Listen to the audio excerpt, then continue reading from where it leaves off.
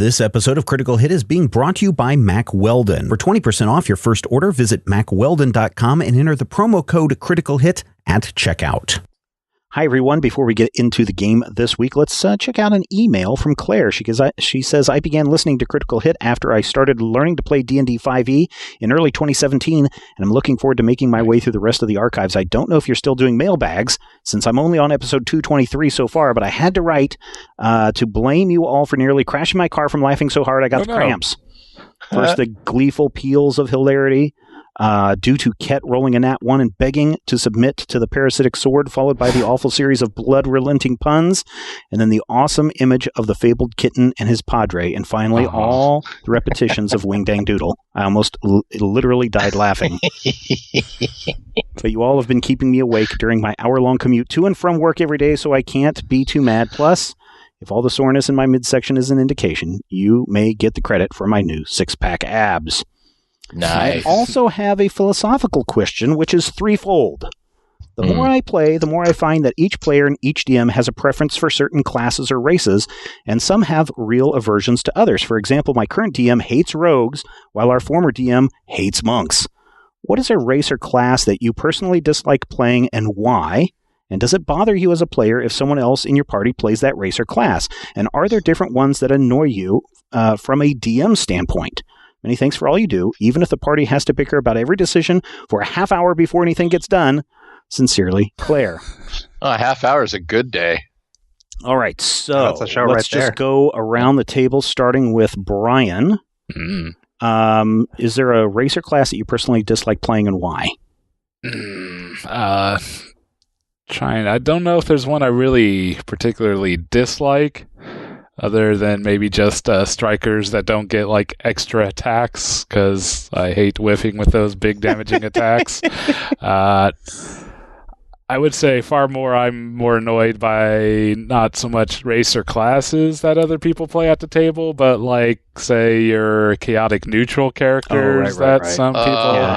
where their alignment is in a particular... or the Malkavians. Yeah, chaotic neutral is like the biggest red flag I've ever seen in a gamer. Run away from the chaotic neutrals. Rob, what about you? Is there a race or class that you personally dislike playing? Humans. Why? Fair. Usually they're boring. Like, hey. Also, humans suck in general. That's for the real week world. On the Critical Hit Therapy Hour. Humans are almost always set up as the neutral, everyman go-to. It's like, okay, right, I could do just anything, or I could be Space Cow and... Right. You could be boring yogurt, or you could be something wonderfully awesome, and people want to be boring plain yogurt. Yeah, I guess. Some people like head cheese, so there you go. I don't, since I haven't played a lot of races and classes, I really don't have an answer on this, but, and I know this is kind of a contradiction, I created Orem based on, what the book said. So Orem is very much follows a trope of what you expect an elf wizard to be, and I really kind of don't like having to play right to the stereotype of what that race or class is expected to be, and I kind of like it when it's able to branch out and people are able to do something maybe a little bit more interesting with that character. Not that I hate it. Yeah, fortunately, after 9,000 episodes, we've seen a lot of width and breadth from Orem. So that's the good thing about playing on an ongoing game, is you get to play against the tropes as well. Yeah. What about you, Rodrigo? Is there a race or class that you personally dislike playing? Not really. There are races and classes that I'm naturally drawn to, but I see the ones that I'm not naturally drawn to as a challenge. Like, for example, I usually don't particularly care for bards for a few reasons, but playing a bard is interesting, right? It's like, how do I play a bard in a way that is satisfactory to me? In a lot of ways, Chema was a cleric type concept, made, and I sat down and I was like, which of these options are going to give me a character that I actually want to play, as opposed to, some other kind of like maybe a more standard setup for a divine character, where they're very spell heavy or whatever. Mm-hmm. So I usually see, usually I'll start exploring the races and classes that I'm drawn to, and then after that I'll usually spend some time looking at the ones that I'm not drawn to and see what's interesting or different about them, and what I would do, because I come up with character concepts pretty much daily, what I would do to basically make a character that I would enjoy playing in that race or class. Sam, do you have some thoughts on this? I don't like monks, and I think that's probably because they're so similar to classes I really do like, particularly paladins and clerics. And basically, anytime I would come up with a monk concept, I would just come up with a cleric or a paladin concept I liked better. Sure. Does it bother you if someone else in your party is playing a monk, though? Oh, no, not at all. The only thing that ever bothers me that someone else plays is dwarf, because everyone always feels the need to do that with a Scottish accent, and I'm just done with it. And Matthew, finally, do you have some thoughts? Well, as a dwarf, I'd have to say that, well, this is a problem for me, because I try really hard not to be Mr. Negative Guy, but if you actually ask me to be Mr. Negative Guy, I can talk for weeks. I've always hated, and I don't know that they're still in 4th edition, the ninja subclasses. Especially in the 1990s. In 4th edition, you'd have to take a Paragon path to be a ninja. Or there's the two different... To officially be a ninja. There's definitely an archetype of it in Pathfinder. Yeah. You can play a ninja, absolutely 100% in any version of D&D. There was two different versions of the assassin class for 4th edition, which was basically different ninjas. Yeah. And all of that, I mean, that's another one of those, for me, red flags, like chaotic neutral of, I'm going to play a ninja. All right, we'll look out for you, Randy. But, if I was really going to... that's not a real person out there anywhere, I'm sure. Because our next email is coming from Randy. Dear Matthew, here's the thing. The real Dear Matthew, what's your favorite ninja? What does Matthew hate in gaming? Okay, I'm going to say it. And I'm going to say this because I'm old and because I was playing the games in 1992 when many of my colleagues were not yet born.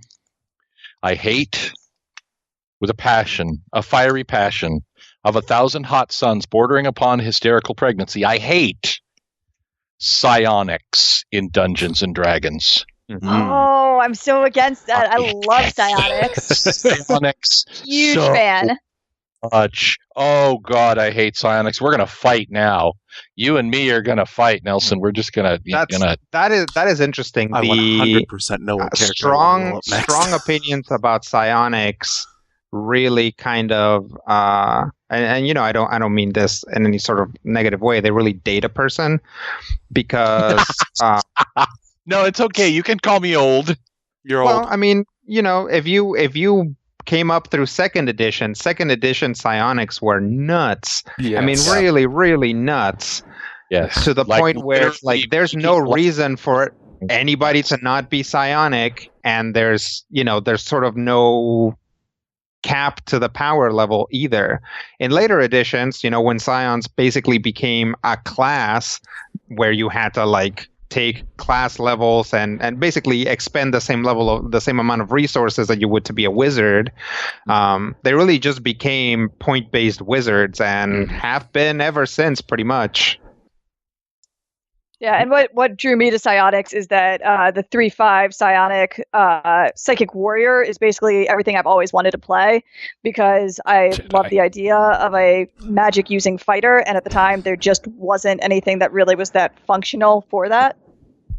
Plus, really, Earthbound made it for me so that I was like, why can't you just have psychics in an RPG setting? Mm-hmm. What if you just got rid of arcane magic and just had psionic people, right?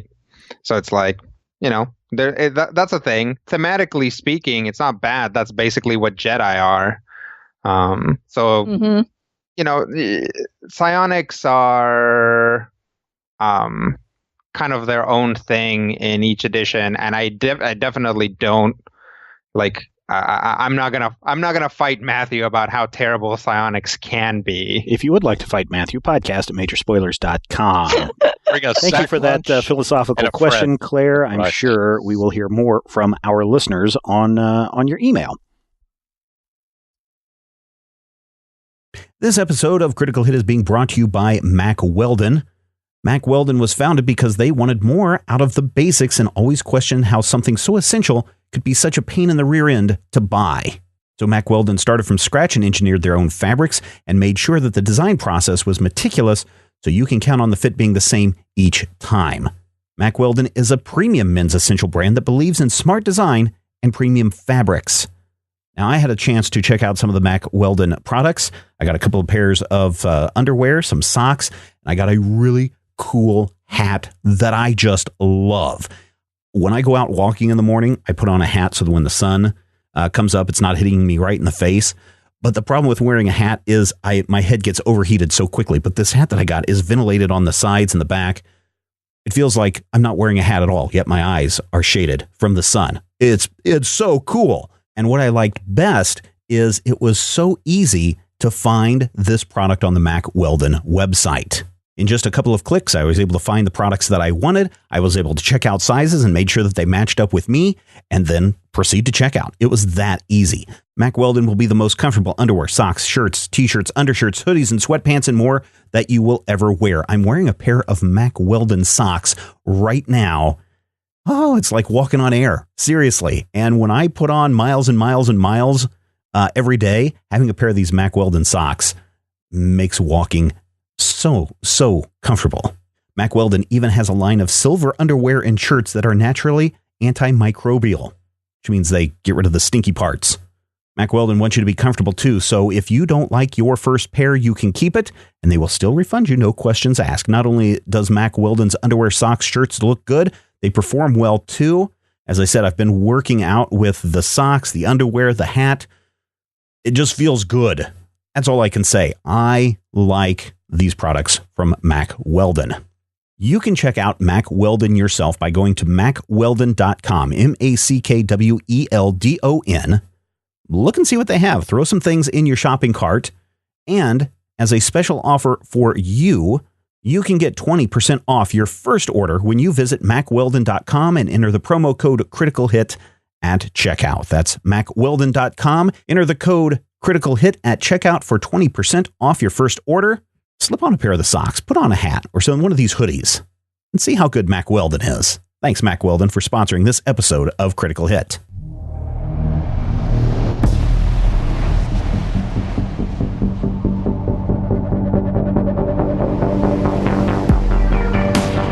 Welcome back to Critical Hit, a Major Spoilers podcast. Oh, it is so wonderful to have you here with us again this week. And hey, we got 2 dead people and some weird stuff going on in the graveyard. To be fair, we started off dead. Yes. Yeah, it's not like it's new that we have 2 dead people. Yes. They're only mostly dead. Mostly dead. Which is still slightly alive. Slightly alive. All right. So we left off last time on Critical Hit. Critical Hit. Critical Hit. The proxy was coming into the graveyard, but we established that Alana had time to rechannel, and with a strong success, she now holds 4. Yep. And I'm going to go ahead and use 2 of those to put armor on me and Karani's crew. All right, and we'll just say that a bit of that shielding was also helping to cause them to be somewhat less noticed and therefore overlooked by the rest of the shenanigans that was going on, and how, thanks to the help of your brother and Klaus, they were not disturbed as of yet. You don't have to refer to our heroicness as shenanigans. I do. I kind of think I do, though. Gotta call it like it is. Yes. If our rolls had been better, it probably wouldn't have been shenanigans, but yes, with as terrible as the dice were treating us, I'm with Brian on this one. You know what? Kind of diminishing returns there. Brian should know how it feels to have the dice betray him. Well, yes. That's just why it's great when it happens to other people. Yeah. Brian, in this system, Brian doesn't have to roll. Don't give away my secrets. All right. So, yes. Any other preparations? I call an airstrike. Oh, man. Professor's been in his car a long time. He may need some preparation. I mean, I'll have my gun out. I've got my channeling. I'm trying to think if there's any other debts I can call in, but I think the proxy can wander in within this bit of a circus that's going on there on the north side. And are you at all trying to be stealthy or anything? No. I'm just, walking in, hands in pockets. Whistling. Wearing an ice cream suit and a Panama hat. Kind of. No, it's mostly a suit with a cool vest and a very thoroughly picked out hipster style haircut. Oh. All right, so you see the proxy walk out as described. You are greeted in classic fashion with by Alana Lorio, who's got gun in one hand and the beginnings of like a fireball in the other. Nice. I'll walk to a respectable distance. Alana? Chap? We heard you've had a bit of trouble with the law. Heard you've had a little problem with your infrastructure. Yes, well, you can scrub and you still get rats. What exactly are you hoping to accomplish here? I'm hoping to undo your work. You know that's going to take a lot of work. Yes, but tonight I can buy time. So we suppose this is going to be a strong no on the offer then? Afraid so. We've got a killer dental plan. I'm sure you do. Well,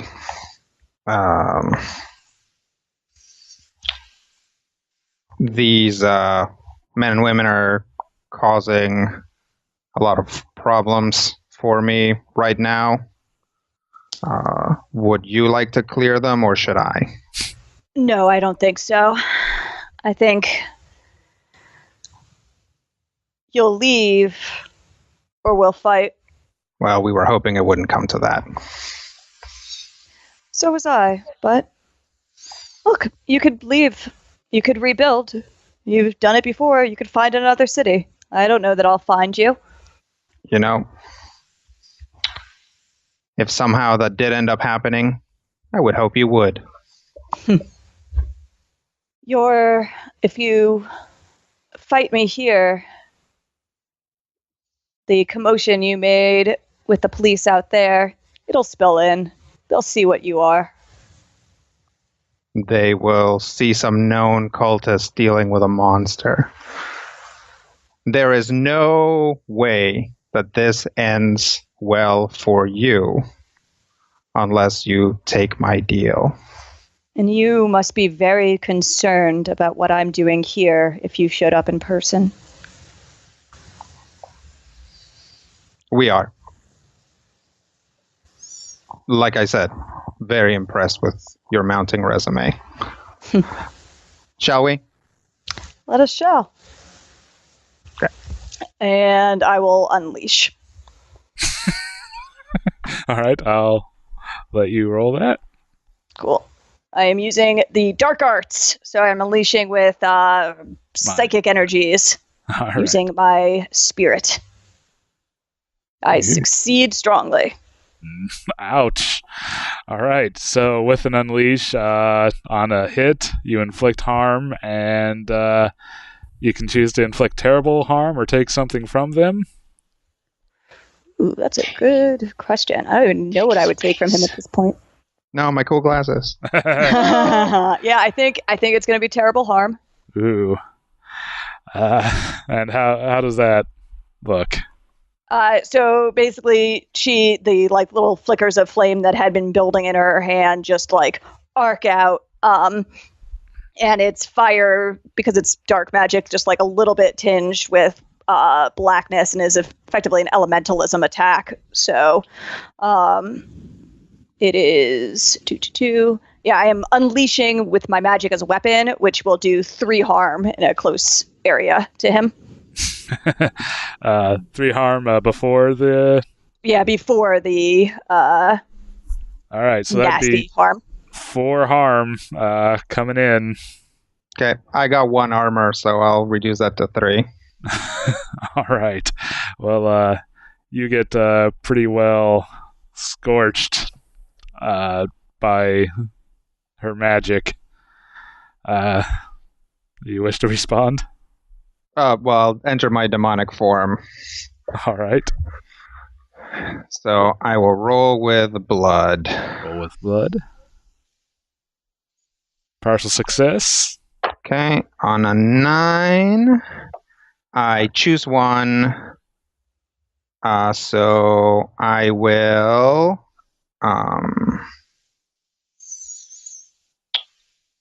I will gain +1 armor. +1 armor. All right. Okay. And since I'm working on a job for my patron, I will choose 1 more. All right. And I will get my demonic weapon. All right. Which option? The 3 harm hand. All right. Hand. Yep. Okay. Ouch. Close range. And yep. And then I will mark corruption and choose 1 more. Mm-hmm. And heal 2 harm. Fair enough. Wow. Yes. So basically, as her flames just wrap around you, your human guise kind of just burns away, reducing a good bit of that fire damage. And you're flaming wheel there again. Alana, seeing this, will yell, "Professor, if you're going to do something, do it. If not, get the other guys back in play."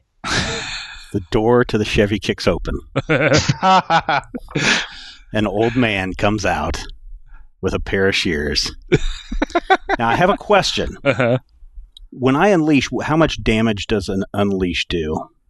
Well, it depends on what weapon you're wielding. The shears. The shears? Well, the shears are going to be just 1 damage, but it is armor piercing, so it will avoid... So how much more does he have left? I believe he just healed 2, so... Yes. So he's got...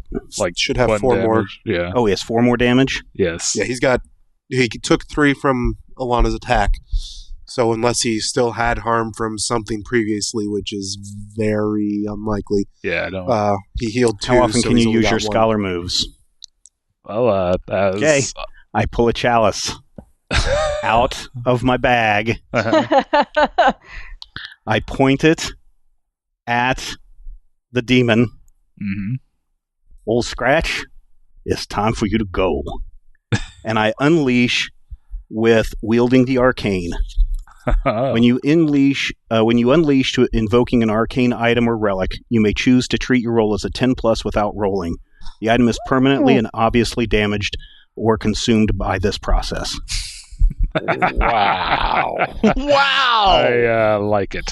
All right, so with the 10+, you get to choose take something from him or inflict terrible damage. Inflict terrible damage. All right. Mancy. And because the professor was smoking his pipe in the car, as he's stepping out, there's just smoke billowing out behind him. Oh, sure.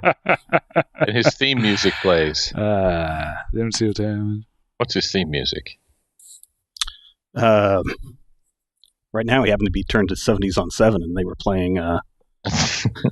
I will say we'll make the sacrifice of that item with the terrible damage, 3 harm towards him. Okay. Wow. Can I eat 2 of that? 2 of it?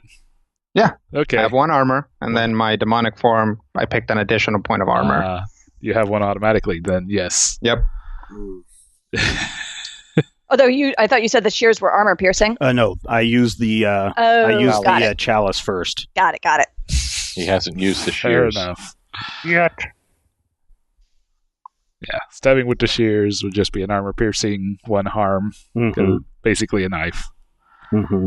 All right, so the professor there seemed to had your chalice, but basically it burst into a bright light that he tosses like a sphere and sticks you for good damage. Oh, so that's what it does. Alana, or actually Proxy, why don't you let me know what you wish to do now? I will say, well, who is this? and that should remove the skin from his body. Oh, gonna unleash at him? Yeah. Okay. Unleash towards the professor. Hmm? And did you just? Oh, there. Okay. Partial success. So you two get to choose inflict terrible harm or take something from them. I'll go with terrible harm. Actually, what do those shears look like? You can't see them. They're in my bag. Are they in your bag? I thought they were in your hand. Okay. No, I had the chalice in my hand. Oh, well then I'll do terrible harm. Oh, this might hurt, Professor. He has to prepare himself. Can I use Keep Your Cool to ward off this attack, or not? I'll let you. Well, what did he succeed? 8, 7, 6. You can try to get in the way. Sure, I'll try to get in the way. All with right. power? I want him to get in the way. Wild. With wild. Okay. Oh, I missed. Ooh. So, yeah, he gets you good. So, all right, Rodrigo, you're inflicting terrible harm. Yeah, so that's 1 additional, right? Yes. So that will be 4. 4 to the professor. I will take a scar. I will take shattered. Okay. And not take any of that harm. But a bit of your sanity slips away. A little bit. Shattered's thick with blood. All right, and also on a 7 through 9, choose one. They inflict harm on you, or you find yourself in a bad spot. I'm definitely a bad spot. Okay, so you choose a bad spot. All right, well, yeah, I think you're leaving yourself pretty open there. So, sure. Alana, do you wish to take advantage of an opening here? Oh, I do. So I am going to try to seal the deal. So, yeah, she will, now seeing his demonic form fully unleashed, shape using the last of her channeled power, push it into the wheel and basically create fragments of ice that are just jutting into its spokes. Nice. Not my spokes. No! And I will again use dark magic. All right. You know what it costs to get bespoke? So unleash with the spirit. Yep. Ooh, a miss. Oh wait, no, I was rolling Keep Your Cool. I'm sorry. But it's the same roll. It's the same. All right, that's terrible. Crud. 3.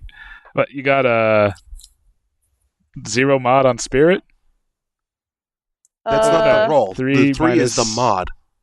Oh, okay. What's She the, oh, rolled there a it is. 3. Rolled a 3. Ugh. 3 plus 3 is 6. Okay. Now, could I have could basically him being in a bad spot like count as a lend a hand to push that into a 7? No, I think that'll just mean that the shot basically goes wild, and basically you avoid. Could the professor lend a hand? No, not with him also missing with his previous roll. Fair enough. I think this will largely give the proxy his own opening to react now. So, proxy, what do you wish to do here? She just tried to send ice shards your way.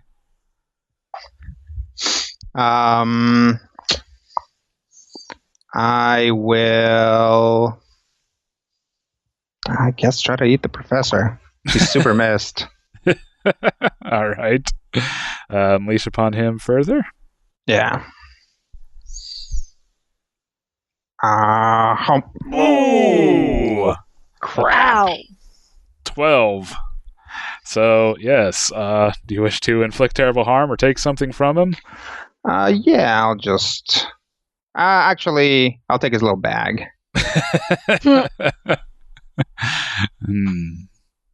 Take his accent. That'd be funny. Take his cell phone. That He's would way be too amazing. attached to it. Yeah. I'll let him. Actually, I'll let him keep the bag, and I'll just inflict terrible harm. Inflict terrible. Okay. I just want to hear you making phone calls. My dearest Satan. It is You sure you don't want to take the Okay. bag? Probably not with that opening. All right. So that's 4 harm coming in. Yes. 4 harm coming in.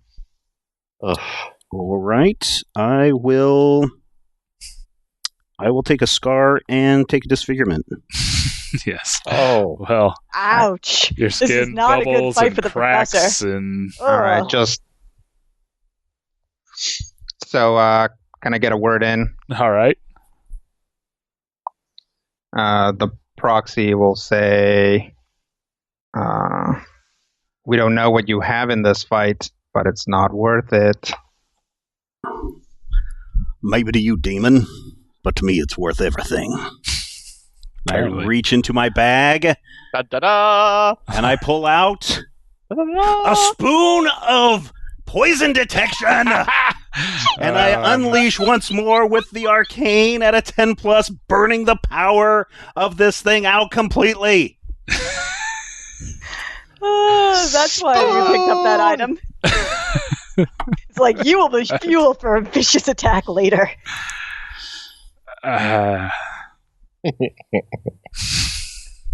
He has 2 armor. Does he still have Something- 2 armor? Does the armor Yeah. not go away? No. No. Oh, Jesus. Yeah, it's just permanent See- damage reduction. Yeah, you might want to just try to stab him with the shears, considering his DR is real Yeah, good. that's a very minor magic item. So doing that's not really going to phase him. Ooh, okay. Uh, Are you sure it's not?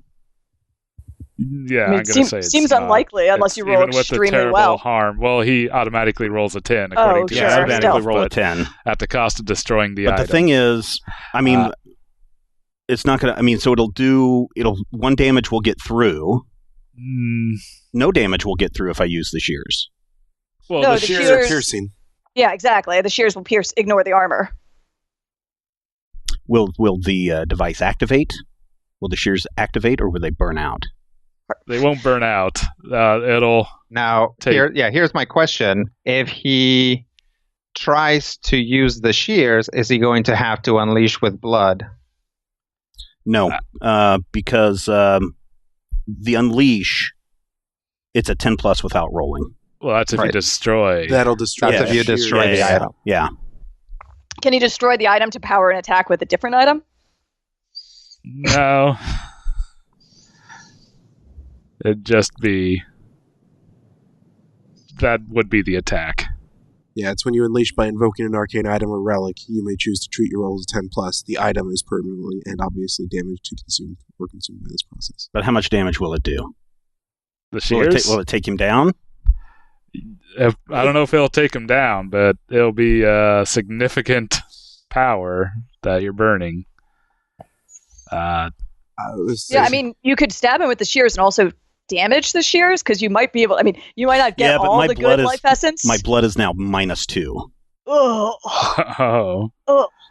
So yeah, that's what I'm saying, is like, use the shears in this effect, and like hope that you get enough of whatever the shears are going to give you. So just burn them out. Yeah, burn them out, but like hope that you can use the shears as a conduit on the attack. Oh, okay. So what are you doing? Skadoosh. Looks like in one hand I have a little spoon, but secretly in my other hand I've pulled out the shears and it's channeling everything through it. So are you just attacking with the shears? Yep. All right. So you're not destroying the shears, or are you? Man, this is going to be a tough roll if I roll with blood. Yeah, it's going to be an impossible roll if you roll with blood. Well, maybe not. You got a -2? Yeah.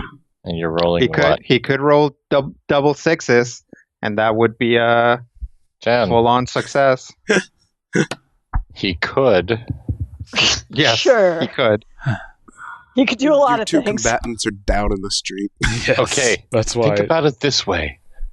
All you want is to use the shears. I know I do, but I want to use them so I can become young again. Yeah, so here's try to use them and burn them at the same time. Yeah, try to do both. See if Brian will let you get away with that Will mess. Brian let me get away with both?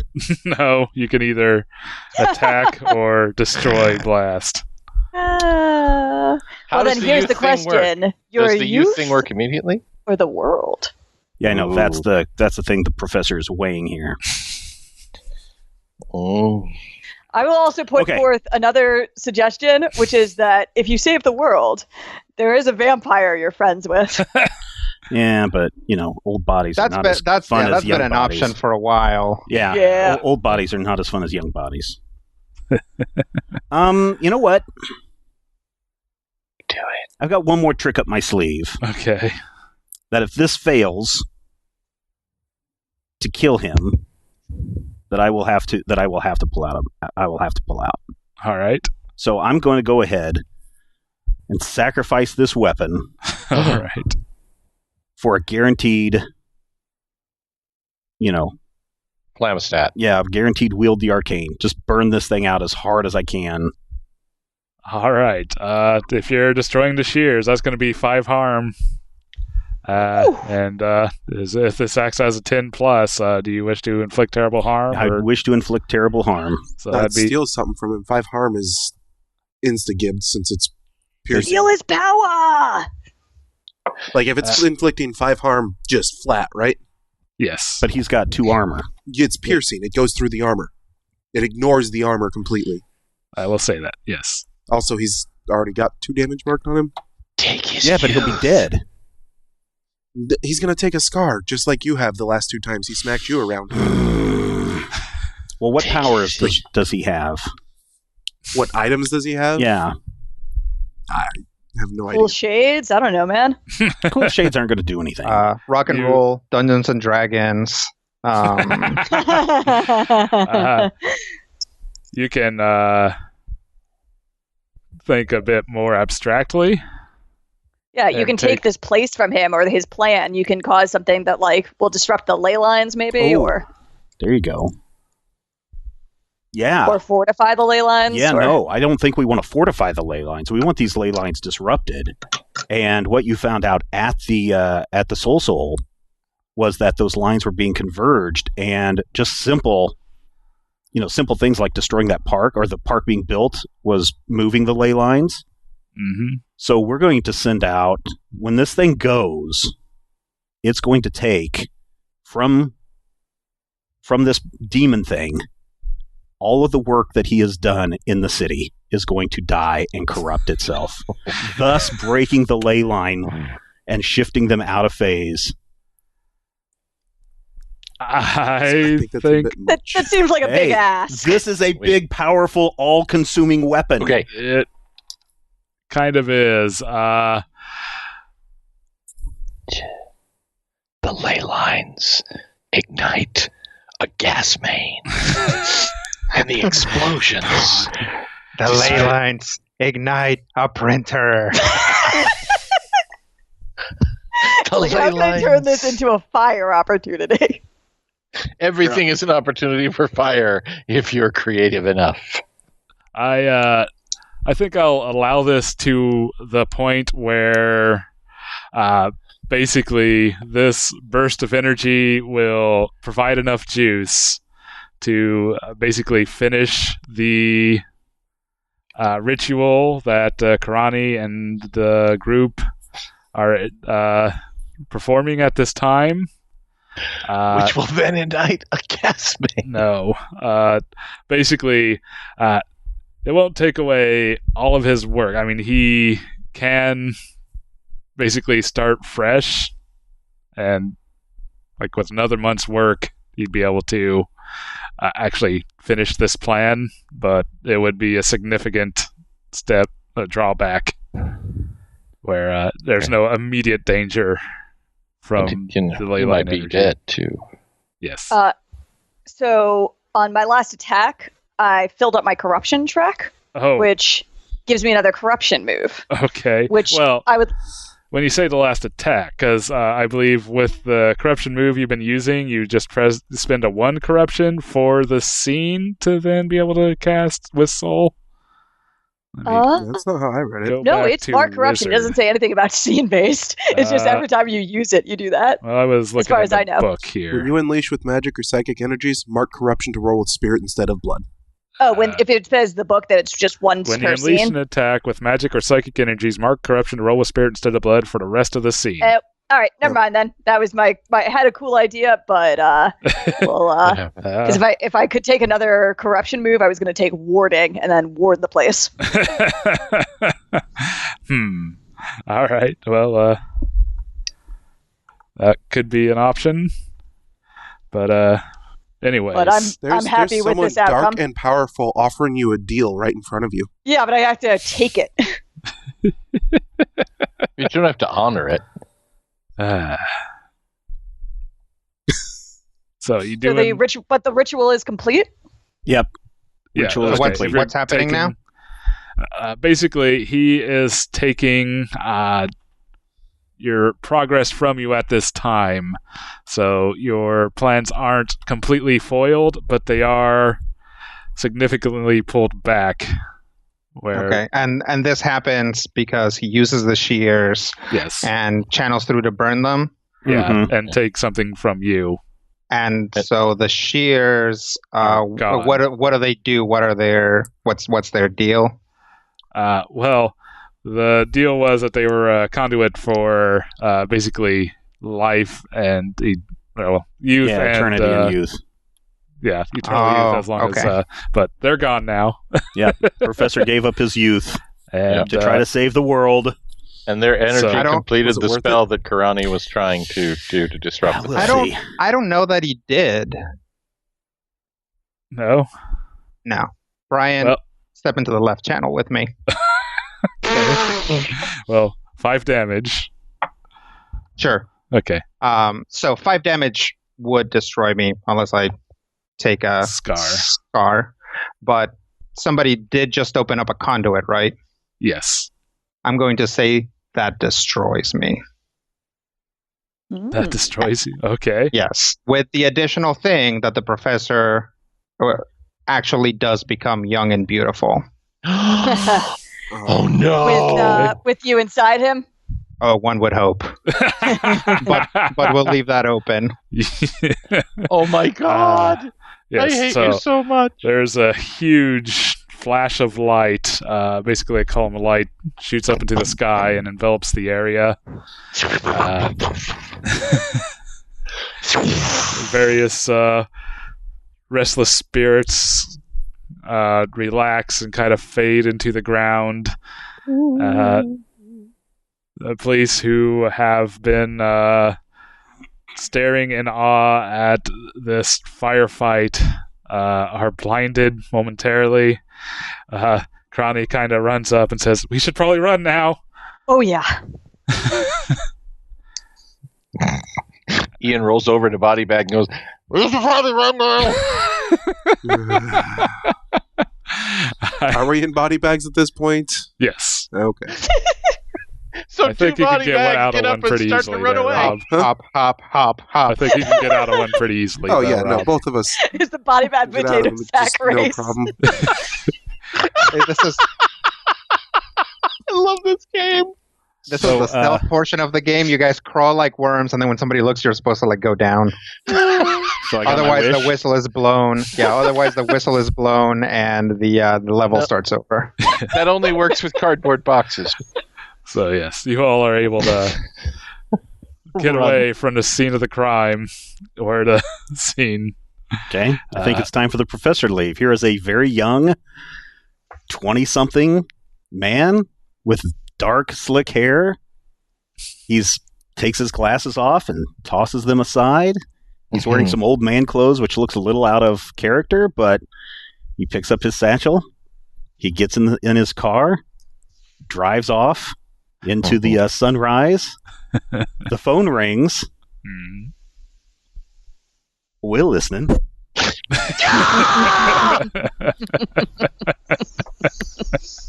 I knew it was coming and it scared me. This is me clapping. This is time of me clapping. Yes. Oh my God, Steven, yes. And he even used his young voice, too. Mhm. Yeah. Credits roll. Yes. Your grindhouse music comes up. You've been watching Haze of Shadows on the 4 p.m. movie here on Oh, no, this would KBSA. not be a 4 p.m. movie. This would be like your CBS Fright Night on Friday night, 11 p.m. till, Wah. or maybe 1 a.m. maybe. Thanks for watching Count Floyd's 3D House of Haze. All right, well, everybody satisfied with that ending, I hope. I Yes. love Oh, yeah. that ending so much. That was great. Oh, Schleicher, your ear for drama is seldom as piercing as it was in that moment. Oh my God. Uh, I think the title of this last episode will be We're Listening. Oh. are you? I'm not going to say this often, but right now I bow to the master, man. That was perfect.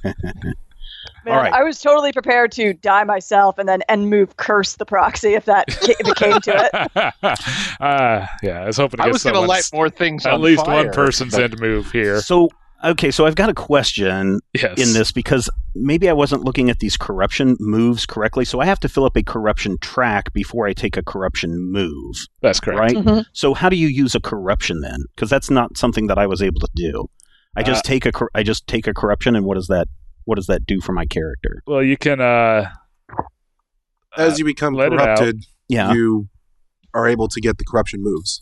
I know. Yeah. But I mean, if I just say I'm going to do something well, that's you have one corruption move, which Right. is basically swindle people right, using Which- their lack of which I probably should have been occult using more of, knowledge. like the I'm little reasonably woman certain that. that you got that a couple of times. Yeah, Yeah, you should have at least had it. I was not marking them then.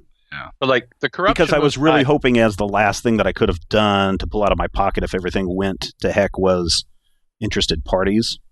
Mhm. And I would have flavored it as, Deo really enjoys his tutoring. Nice. If you know what I mean. And he has a father or an uncle an uncle. that may have an interest in keeping his nephew happy. Okay, so here's the thing. I thought you did a fantastic job, Brian, Mhm. in this. I enjoyed this game. Uh-huh. I'm not sure I enjoy this system 100%. It's really, really different. Yes.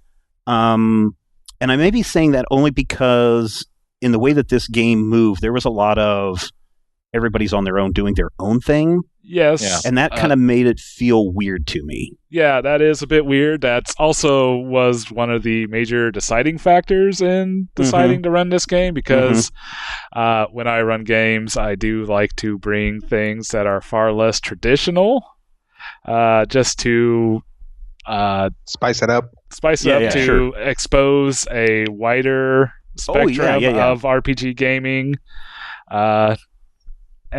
Yes, I not only is the Powered by the Apocalypse system pretty non-traditional. But this particular iteration, with its far looser group construction, takes it even farther away from that. Yeah. So don't get me wrong. I enjoyed playing this game. And if someone said, hey, would you want to play Urban Shadows again? I would probably do it, but I would go in with a little bit of hesitation on, this, how is this going to be played out again or different or whatever. So, but otherwise, I like the system. I understand it. It's very easy to learn and to move through. So from that standpoint, I liked it. It's probably third or fourth on my list of the games that we've played. Fair enough. This is really something of an odd duck. But, it was really different. If people really, really want something totally different, I think this is a game to kind of explore and test out. And we've had some people write in asking, how do you do this? I want to do this. I want to play this. And I really think you need to just jump into it. Now, the one thing that listeners don't know is that, Rob, when were you in Vegas last? What was the time period? That was January through May. So last January of 2017, was it? Yeah. Yeah. I was driving Brian back and forth from his house to Critical Hit and Munchkinland Nights, and he was trying to figure out, so should we do this Urban Shadows? I got this idea, and da-da-da-da-da.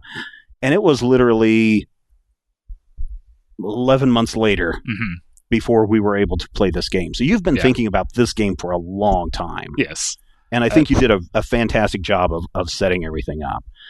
There are times, and I know because of the way that we serialize this and people aren't here listening to our entire game sessions, I think there are things that the players, though, did that were like, I think it's time we need to stop for tonight because I need to recalibrate some stuff. Yeah. Is that, can you talk about that? Yeah, the Powered by the Apocalypse games, they're definitely written with the intention to be a very improvisational system. Like one of the tenets on many of them is create problems, not solutions. So, like, for example, one of the bigger Powered by the Apocalypse games is Dungeon World, which is a far more traditional Dungeons & Dragon-esque game, but using this system. And so, basically, it says, if you're going to put, like, a magical door in a dungeon, don't write up how to open the door, make the players figure that out, and let the rolls kind of determine if they're successful or not. So, which is a big change from many traditional games. Right. Now, it still suggests, doing preparations. So, basically, to strengthen your improvisations, so you know where to go when these weird twists and turns, and that's really what I tried to do. Yeah, like I say, I kind of decided that the beginning of session move was a bit too much new information to throw into a game. Oh, sure. That I wanted to put it at the end where I could better incorporate it with a week's thinking. There's just a lot of times where things would happen, or I would kind of try to work to a point for a good stopping point, but things would keep swerving away from that, and it was just very kind of difficult with the more freeform and loose structure of this game a lot of times. Yeah, I think it's been said before, but I would not want to play this game without knowing my fellow players as well as we do. Yeah. And also, if I were to ever play this game again, I wouldn't necessarily want to collaborate, but I would want to know what you guys were bringing to the table a little more than we did going in. Sure. Because I feel like my conceptualization of what I thought I was doing didn't really fit with the general tapestry of what we were doing. So, I think we all made changes in the fly as we went. So. Yeah, little by little, sure. I did find... Oh, go ahead. Matthew's playbook in particular to be very weird addition. Infuriating? Yes. Well, I don't know, it added, made it a lot more of an action movie, so to speak, which I kind of feel like kind of paid out here. Mm-hmm. But, You can blame me podcast. for this entire thing ending in tears, flame, and bullets. Is what you're saying? Thanks, Brian.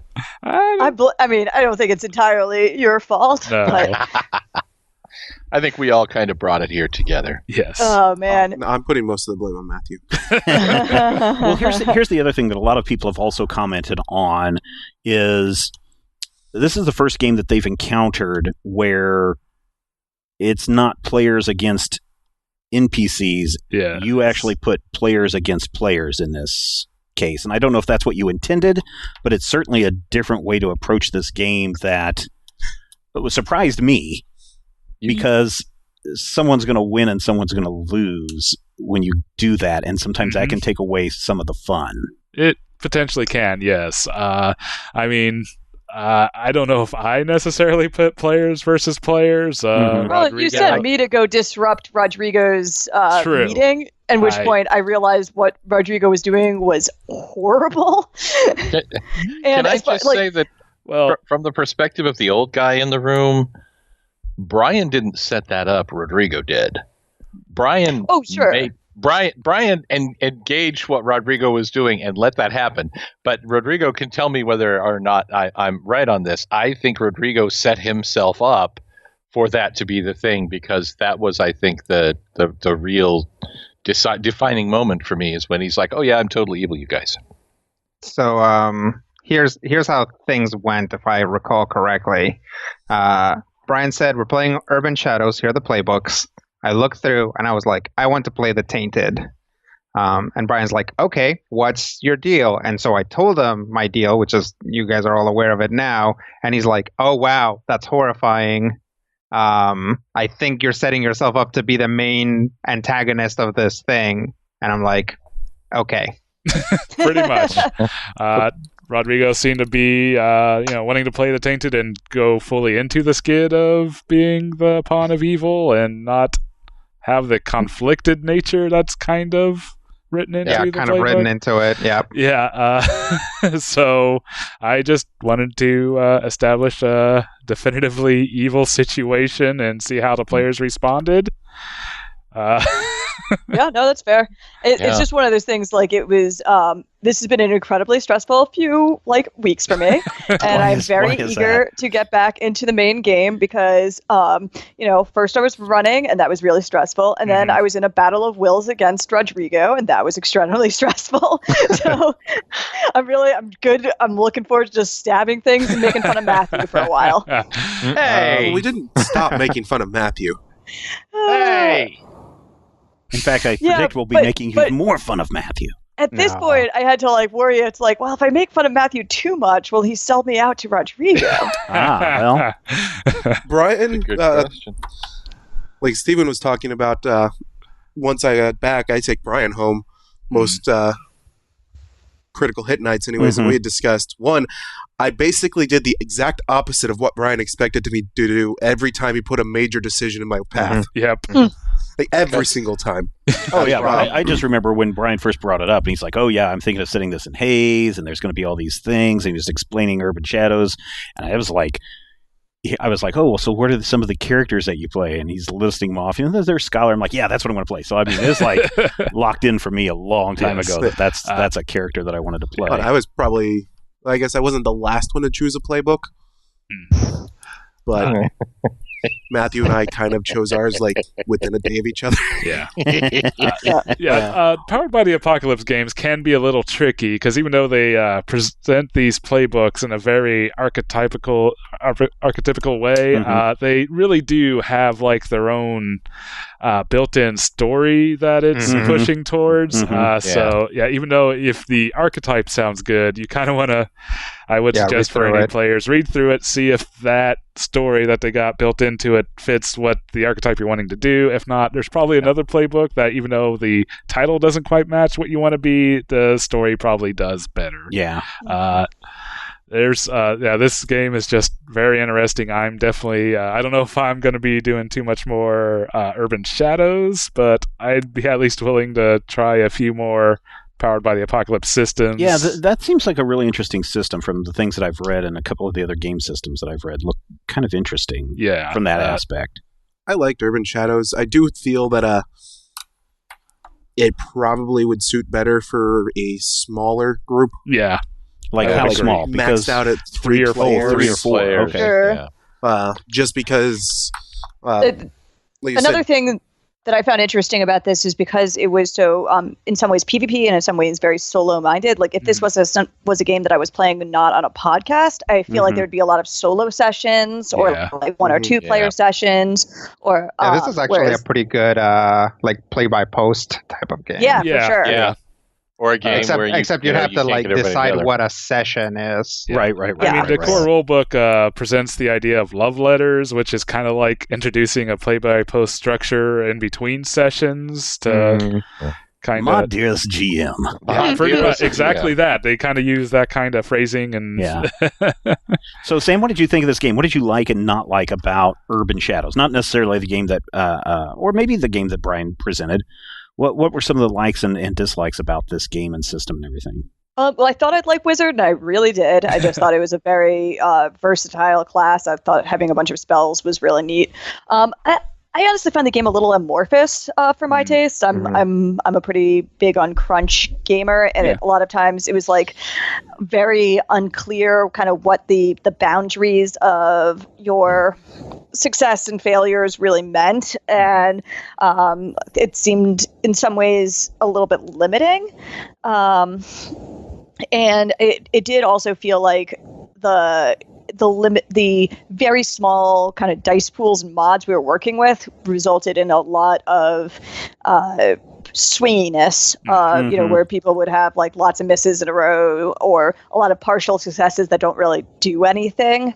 So I think that would be maybe at like, I feel like we're almost in low-level play, considering how many advances there are on these sheets. So that might be kind of why everything feels a little weak and wobbly. I would fess up to say that some of that is kind of my running. Like misses and partial successes a lot of time are supposed to have a lot more significant punch and payback. I mean, that's really something they do stress in the system as well, that a miss shouldn't be just lack of forward progress. There should be some kind of like twist or some sort of consequences. Also kind of stop doing the session start thing where we could actually mark off something. That's true too. That would have left increased. both Matthew and I stuck with that last one for what, 2 or 3 sessions, Matthew? 9 years.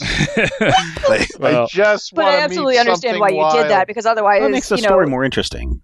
Yeah, but also like it was going to get too cluttered with all these things that we were introducing for the scope of a short run game. Although absolutely, probably you and Matthew would like to hear that other Play by the Apocalypse games give you experience on a missed roll. Oh wow! God, so you guys could have powered up. We would have leveled up greatly. Like 3 times. Exactly, man. We'd be terrible. immortal. Matthew, you really grabbed onto this game and understood the concepts and the rules pretty easily. What are your thoughts on this? Well, and I think part of that is the fact that with some gaming systems, you're looking at a kind of a decision tree. And if, then this, that, the other. And this really is more of a, well, you can suggest, and we've talked about this in previous games when they're like, you can suggest things that are then become part of the narrative, which was something that I really enjoyed about Fate. But when we were playing Fate, I felt very self-conscious about my own ability to be, I guess, within the scope of what Brian wanted to do in that game. And weirdly, that was actually much, much, much more intense for me this time, because literally I spent most of this game really kind of thinking, well, what the hell? Can I do this? Should I do this? I'm not even going to try. I'm not going to say that. I was very self-conscious about how much of that narrative was appropriate and how much of it would be me, slapping Brian's hand away from the rudder of a game that he's trying to run. And so burn it down, burn it down, burn it down. And part of the reason that, I feel like I grabbed onto this are that the basic structure of it really is just kind of simple mechanical bit, and then the rest of it kind of comes down to, well, you can do this, and this is something that, when you share this moment of intimacy, furbola, you're going to do that. And I'm like, okay, well, that I understand. How do I turn that into, character? How do I turn that into drama? And really, at that point, you're just improvising. Yeah. But that, I think, is also the thing that's frustrating. That I think that is the thing. And Sam said it best. It's very, very nebulous, very diaphanous, very much a game where, okay, so here's the deal.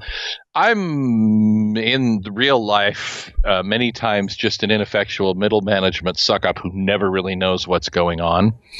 And sometimes that's, really great, but it's not necessarily something that you want in a game. So that, I think, is probably my big downside of it, is I had a lot of points in this game where I kind of felt like I was just going, ooh, what do I do now? And I really enjoyed seeing especially what you guys were doing in character. I feel like everybody had a lot of really fascinating stuff going on in their character, and I really love just listening to you guys. My dearest Fugelhabel. That was amazing, and every word out of Rodrigo's mouth, he's a bad man, and he scares me. Well, Rodrigo, many times in this game, you made references to Vampire the Masquerade. Yeah. Mm-hmm. Can you talk about what you thought was very much alike Urban Shadows and Masquerade, and maybe not alike, so maybe listeners can understand a little bit more what you're talking about there? Sure. Let's see. So Vampire the Masquerade tabletop is actually meant to be actually way more cooperative than what we were doing here. There was a fair amount of push and pull between the players, whereas Masquerade especially kind of says, you're a bunch of baby vampires, and all the elders want to eat you, so you have to band together, and then you kind of go from there. In Vampire LARPs, that actually tends to not be the case, because you want that sort of disbanded play style where everybody's kind of off doing their own thing, and instead of having 5 players, you have 10 players. And so Steven would go talk to Sam's player, and then he would leave from there and go talk to Matthew's, or go talk to Sam, and then go talk to Matthew, and then go talk to Zach, and then go talk to Ashley. And the game master or group of game masters would kind of weave the story from that. And that's a little bit closer to what this is. Mechanically speaking, it's very different. Right. Vampire is actually a very crunchy system. You have 9 attributes, 20 abilities, and most of the rolls you make are going to be a combination of those. Plus, then there are however many disciplines with 5 levels of each. And so there's all those little mechanical interactions. You roll initiative, you fight, you take extra actions, you do this or that. Compared to this, it's way more structured. But I feel that this game was also borrowing heavily from the lore of Vampire the Masquerade. This game is very comfortable with a vampire player, and Requiem too, with a player from Vampire walking in and being like, oh yeah, it's like, I'm playing a vampire, so the vampire already comes equipped with all the things that are actually pretty hard to do in Masquerade, which is to build that network of informants and stuff. It's like the Urban Shadows vampire just walks into game with it, which is nice. But the vamp is very much a Vampire the Masquerade info broker type. Well, I'm glad to hear that that you were okay with being the big bad in the game, Rodrigo, because after those sides were pretty much chosen up there at the Goblin Market, I just as a player, I was concerned, because I was like, I don't want Rodrigo to feel bad that we're all ganging up on him. He was loving it. I'm sure, but I mean, I was concerned about other players' feelings. Are they? Is this going to turn them off of the game, or not make them want to play the game? And fortunately, we didn't have to use the X card, which was to me, introduced in this game of this idea of if you don't like a direction something's going or something's making you uncomfortable, you hold up your X card and we just move on to something else and don't even do that. But man, I came kind of close to saying, do we really want to do this with the players, fighting players? I'm not super comfortable with this. Oh, you don't have no idea how many times I considered just flipping. Yeah. Honestly, I was concerned when everybody seemed to be like, yeah, let's go beat up the proxy instead of... I assumed at least one of you was going to betray me. Yeah. I considered it multiple times. There was an after game discussion where it was after Klaus drove JD3 home after that meeting where everything was kind of lined up about what was going on. It didn't happen, but afterwards I was like, I was really close to ending that episode with JD going to the phone book and looking up Soul, and then just ending it right there. Yep. Yeah, like among things I considered was mostly the people I was actually by far most concerned about you, Stephen. Like up until like the very last minute, I thought there was a possibility you'd pull those shears on Alana. Because if my JD's plan or my plan would have been take the shears, go after the brother, bring in, and that would have gotten me some power, but then bring in the big bad because we attacked his beloved brother, and at that point we trapped him in a circle and then just drained him of all of his power. Mm-hmm. Yeah, I wanted to eat his brother at one point. Oh, I mean, there was no point that I was going to side with the devil. Yeah, because that's just wrong, people. I thought about it, and I'm like, he makes a strong bargain. I thought you would. I thought you were going to go. You know what? The main reason that I didn't was because I think very rashly added him to my call. And at that point, I felt like it was afterwards. I'm like, man, I don't think that was not a well thought out move. And then I'm like, oh yeah, I'm in character. That was an interesting move because it actually was very much in character. It was solid, but I feel like it did close that and actually a couple other potential things out. So I mean, that always happens with player decisions and in things where like the game master has to step back and sort of let the players sort things out. Those decisions actually impact the game even more strongly.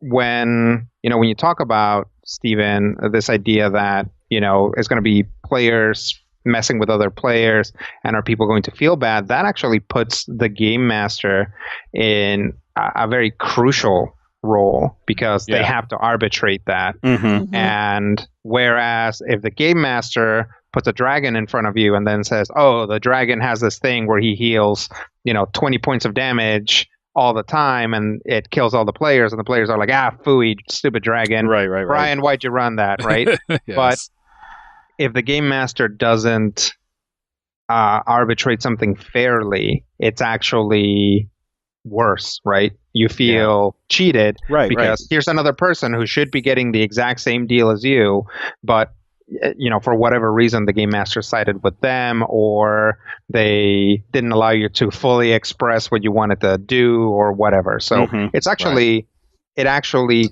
puts a lot of pressure on the game master to be as fair as possible. Yeah. For sure. Any other thoughts or reactions about this game? I think that it really showcases how versatile Rodrigo is as a player to have rolled with that and said, okay, well, I'm the villain now, but still stayed at a point where it's like you never hated the proxy. At least I never hated the proxy. Well, right. I mean, and that's kind of the point of the game, right? Is you're supposed to be building these relationships so that you can get these debts and acquire these debts so that, at the very last moment, all the proxy has to do is say, Ian, Klaus, Alana, you all owe me. Take down this old man. That's all he would have to do. And so that's the whole process. Right. And what I found, the oddest thing was that in this game was that at no point did the professor and the professor and the proxy Oh, both start with a P. Did they ever Professor Proxy now? Did they ever meet? Right. Yeah. Yep. That's And true. that's until the final Until the final scene, right? That was interesting. And that's so great because then the ending is so much worse. Yes. and that did work out. That did work yeah. out really well. But Yeah, the whole yeah. time I was thinking, like, man, I just have to like figure out, like, if there was one person that I can get on my side, is this literal actual Faust that's running around. Oh, yeah. Yep. All right, well, everyone, there you go. That is Urban Shadows, The Haze of Shadows, run by Brian Bergdahl. Congratulations, Brian, on that. That was a good lot job. of fun. Yes. Really, really enjoyed it. And I hope that you listeners enjoyed it as well. You can, of course, send us questions at podcast@majorspoilers.com. And we'll be back next week with something. I really don't know what's coming back next time. All I can We'll say is figure it I out hope later. that our dice rolls are critical hits. This podcast is copyright 2018 by Major Spoilers Entertainment, LLC.